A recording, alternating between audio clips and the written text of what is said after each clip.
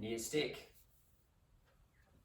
Hold on to your stick, nice and wide, arms straight, and with a bit of irradiation of tension. And what that means is that you're irradiating tension throughout the whole arm. So the whole arm is kind of building tension across it in order to keep the elbow straight. Next thing, you want to keep your ribs down and tucked, hidden. Tailbone tucked and hidden. And from there, we're going through the pass through, or some people will call this the dislocate. Now, what I'm suggesting at the moment is maybe more in the realms of creating anti-fragility. So rather than just doing your standard set of 5 or 10, and it's for a couple of minutes. Constantly checking in with that tension irradiation down through the arm, having the ribs tucked and the tailbone tucked. See how much of the movement you can just have come from the shoulder without losing that elbow position, the ribcage position, and the tailbone position. Pay additional attention to what your fingers are doing. It's quite easy for your fingers to lift off in order to create space for the movement to happen, but that's just an outsourcing of the movement to another part of your body. So stay strict on it. As you feel like the space is starting to open up and blood flow is increasing, move your hands in no more than like 0.5 centimeter at a time, and then continue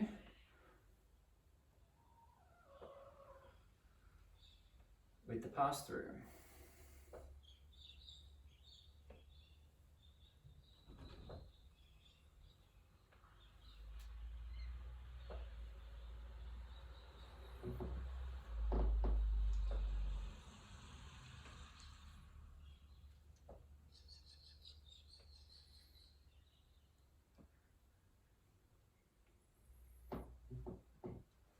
This is a great little drill for helping you understand some of the relationships between fascia, so some of the tissue that is lengthened and covering your musculoskeletal system, and how that relates, or how even movement is co-created then within your joint system.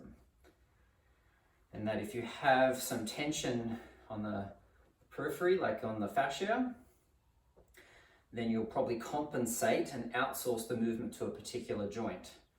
And what you may notice is that you might get to a point where your hands are in close enough that you contort your way through the movement, meaning you outsource some of your fascial tension to your joint system. So watch out for that. Go right up to the edge of that happening and then do your best to control it.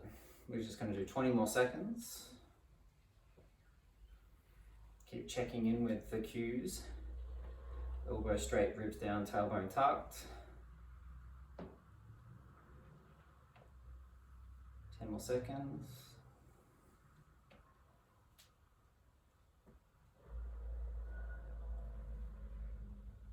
Cool, and have a little rest there. So, minutes on end I find is really good with this one.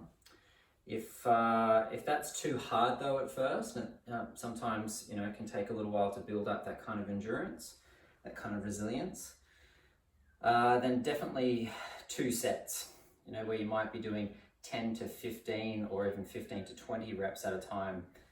But I feel like volume is key with this one. Okay, next one we're going to do from a kneeling position. We're going to hold down lower on the stick, and we're going to do a little bit of tick-tock work. Elbow is at 90 degrees and in firm to the torso. And it's quite simple. All I'm going to do here is slowly control the stick down and out to the side, very gently kissing the top of the stick on the ground if I can, without losing that 90-degree elbow position. And without changing the speed of the movement, we're looking for smooth, controlled, slow movement. And with this one here, we'll do it for about 90 seconds. If it's too easy, hold down closer to the end of the stick, or if it's too hard, hold more to the middle of the stick. So you have to adjust as to where you might be for a 90-second time frame. I generally prescribe this one for a lot of tennis elbow or funny things that seem to go on when people do push-ups in the elbow. But then as a general anti-fragility exercise, or even just basic capacity exercise with opening up jars and so on.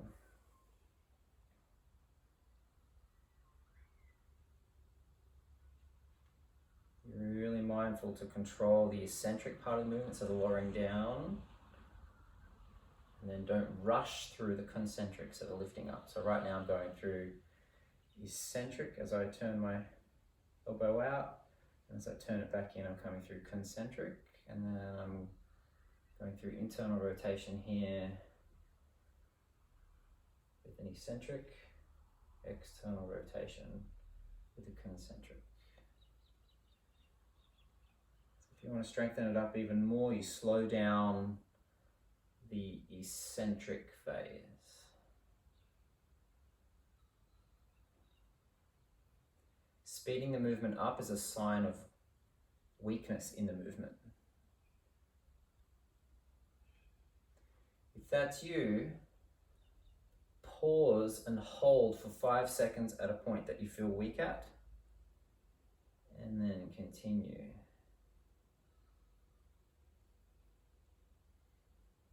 You'll notice that really jacks things up. It's a very quick way of smoothing out that dead spot.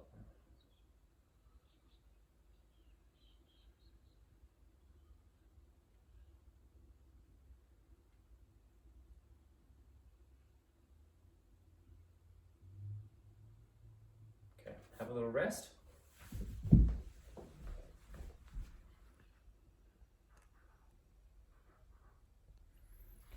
And we'll change sides.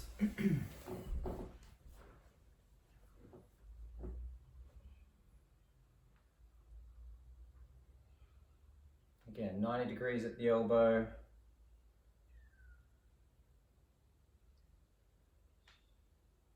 Gently trying to come down and kiss the floor if you can with the tip of the stick.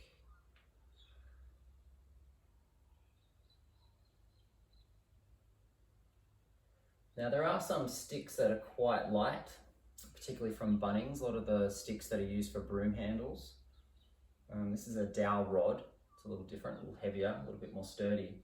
But if you do have if you do have a broomstick and it's quite light and you're not finding it challenging, just go outside and find a stick, something that's relatively thick,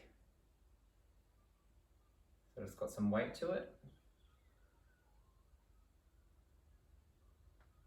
I've even seen people use dumbbells for this exercise as well. So there's a couple of workarounds. You have to just feel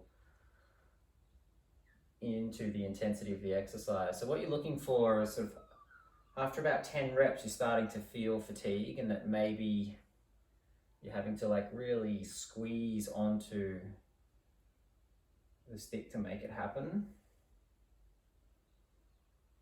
The type of dose we're looking for is that you're happy to finish, but you don't feel injured tomorrow. So there's a certain amount of pain involved. We're wanting to make this part of your body less fragile.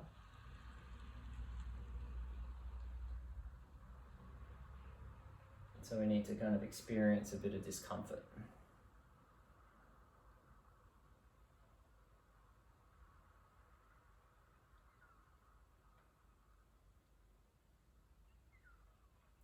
So 20 more seconds.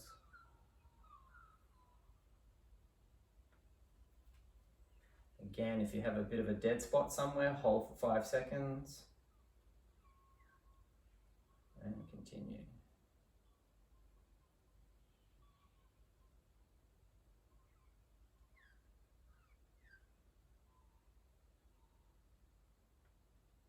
Okay, have another little rest. This next one I learned from a friend of mine who teaches me handstands, Thomas Emerson. Threading the needle into eagle grip. You're going to start with both hands facing up. You're going to hold on firmly on one end and you're going to have an open palm on the other end. You're going to start by sliding the stick through the open palm to your sternum, and then you're going to take your fingertips down your sternum and out past your belly button into eagle grip.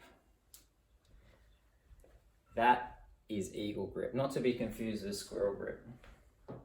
To come back, you come back up the sternum and you pop back out again. Okay, where we go, about 30 seconds on this side. Again, you're looking to keep your hand firm on the stick. You're looking for a little bit of contortion through the ribs and the shoulder as you turn out.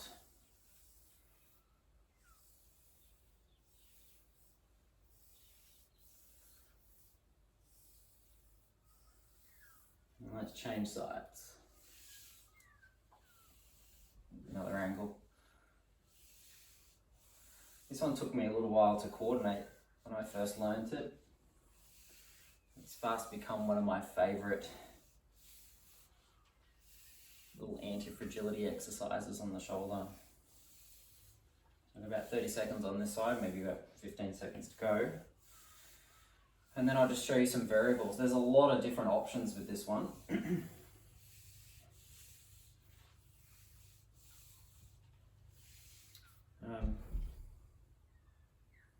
So some of the options are changing the angle at which you're doing it at, okay? So you could rotate to the side and be holding on firmly with the front hand, and this creates a different effect in the upper body and the arm. Or you could be holding on firmly on the back arm, and then that creates another effect in and of itself. And that can apply to both sides, but you can also do that with different heights.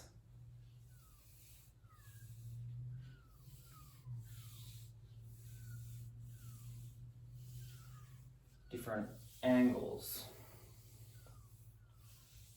Basically, the more creative you can get, the better, and that you can increase the repertoire of the angles that you have access to in your arm.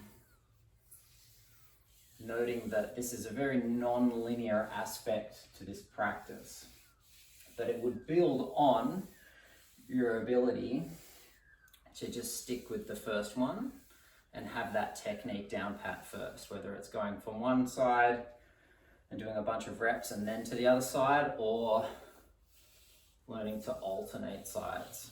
It's kind of up to you. But yeah, once you get this down pat, then exploring different angles, different heights for several minutes on end would be a really lovely way to get into this practice. So that one's pretty much up to you. I'm going to leave it there. Upper body anti-fragility and mobility. Enjoy.